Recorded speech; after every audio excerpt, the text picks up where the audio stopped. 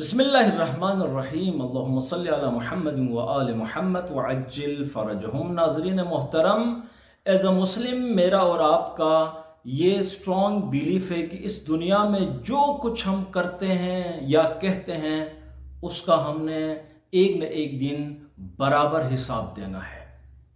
اس کے بارے میں ہم سے پوچھا جائے گا۔ پیغمبر اسلام صلی اللہ علیہ وآلہ وسلم کی حدیث مبارکہ ہے، لا تزول قدم عبد یوم القیامہ حتی یسأل عن اربعین۔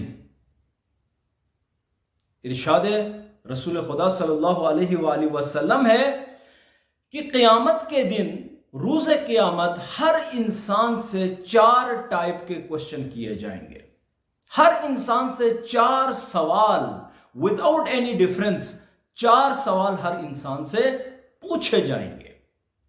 پہلا جو سوال ہے، عن عمرہ فیما افناہ، ہر انسان سے اس کی لائف کے بارے میں سوال ہوگا۔ چاہے اس نے 100 سال عمر گزاری ہے یا 150 سال عمر گزاری ہے یا اس سے زیادہ گزاری ہے یا اس سے کم گزاری ہے، اس سے اس کی لائف کے بارے میں سوال ہوگا، اس کی زندگی کے بارے میں سوال ہوگا کہ میں نے جو تمہیں، یعنی خداوند متعال پوچھیں گے، خداوند متعال پوچھے گا حضرت انسان سے کہ تجھے جو میں نے زندگی عطا کی تھی، تم نے وہ زندگی کیسے اور کہاں گزاری؟ تو ہر انسان سے اس کی زندگی کے بارے میں پوچھا جائے گا کہ تم نے یہ اپنی زندگی کہاں گزاری۔ دوسرا سوال، وَعَنْ شَبَابِهِ فِيمَا أَبْلَاهُ، انسان کی جوانی کے بارے میں اس سے پوچھا جائے گا کہ تم نے اپنی جوانی کیسے گزاری۔ اب آپ دیکھیں، پہلا جو سوال تھا وہ تھا ٹوٹل ایج کے بارے میں، جو اس کو ساری زندگی، جتنی زندگی اس کو دی گئی تھی اس بارے میں پوچھا جائے گا۔ اب جو دوسرا سوال ہے وہ بھی اسی عمر کے بارے میں ہے، البتہ اس عمر کے ایک حصے کے بارے میں ہے جس کو ہم جوانی کہتے ہیں۔ اس کو دوبارہ یہاں الگ سے بیان کرنے کا مطلب یہ ہے کہ جوانی کی، انسان کی زندگی میں اس کی جوانی کی قدر اور اس کی اہمیت بہت زیادہ ہے۔ یہ والا جو ٹائم پیریڈ ہے وہ انسان کے لیے بہت زیادہ کروشل ہے، اس لیے اس حدیث میں بھی اس کو الگ سے بیان کیا گیا ہے۔ تو انسان سے اس کی جوانی کے بارے میں پوچھا جائے گا کہ تم نے یہ جو جوانی تمہیں جو دی گئی تھی وہ تم نے کہاں صرف کی، کیسے سپینڈ کی، وہ جوانی تم نے کیسے گزاری۔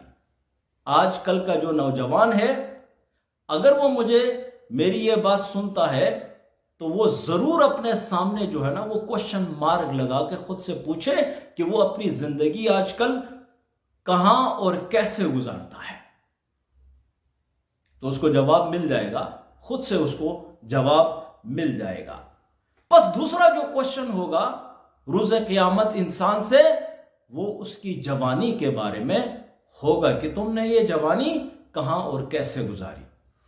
تیسرا جو کوشچن ہے، وَعَنْ مَالِهِ مِنْ أَيْنَ اكْتَسَبَهُ وَفِيمَا أَنْفَقَهُ، انسان کے مال کے بارے میں، دنیا میں اس نے جو کچھ کمایا تھا، جو اس نے گھر بنایا تھا، جو اس نے پراپرٹی بنائی تھی، جو اس نے دولت بنائی تھی، جو اس نے بینک بیلنس بنایا تھا، جو اس نے گاڑی خریدی تھی، جو اپنے بچوں کو فیسلٹیٹ کرتا تھا، اپنے بچوں کو دیتا تھا، جو وہ اپنے رشتہ داروں کو دیتا تھا، جو وہ اپنے پیرنٹس کو دیتا تھا، جو وہ اپنے دوستوں کو کھلاتا تھا، اس مال کے بارے میں پوچھا جائے گا کہ وہ مال اس نے کہاں سے کمایا تھا، کیسے کمایا تھا، وَأَنْفَقَهُ، اور کہاں پہ اسے خرچ کر رہا تھا۔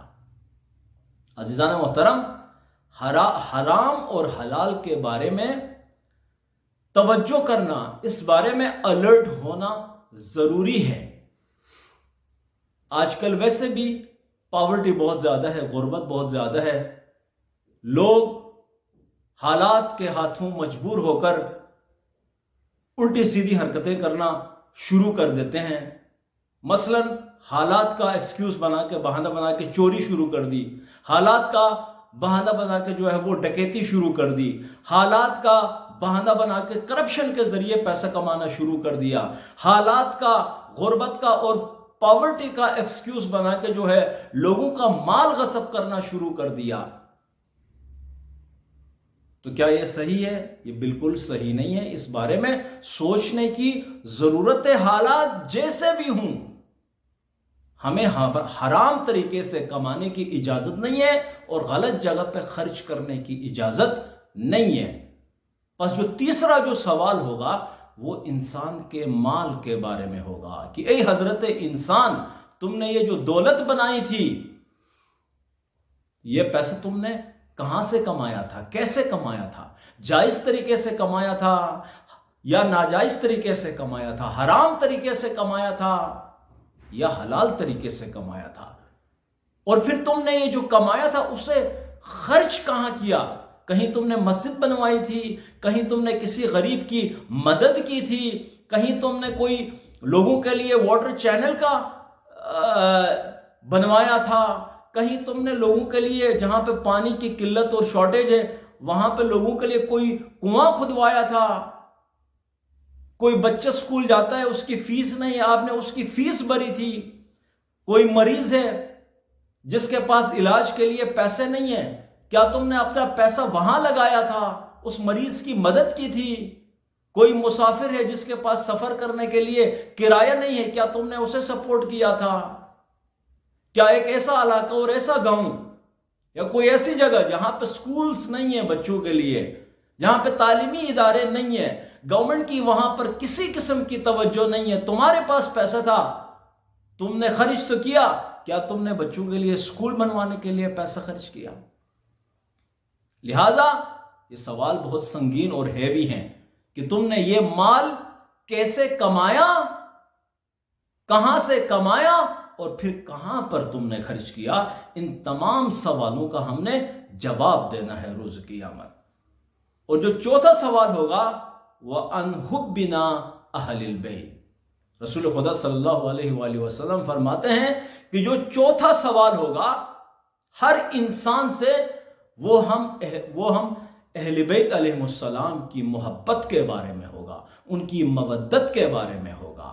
چونکہ رسول خدا صلی اللہ علیہ وآلہ وسلم نے اپنی زندگی میں فرمایا تھا کہ میں تمہارے درمیان دو چیزیں چھوڑے جا رہا ہوں، ایک قرآن کریم ہے اور دوسری جو ہے وہ میری اطرت ہے، میرے اہل بیت ہیں۔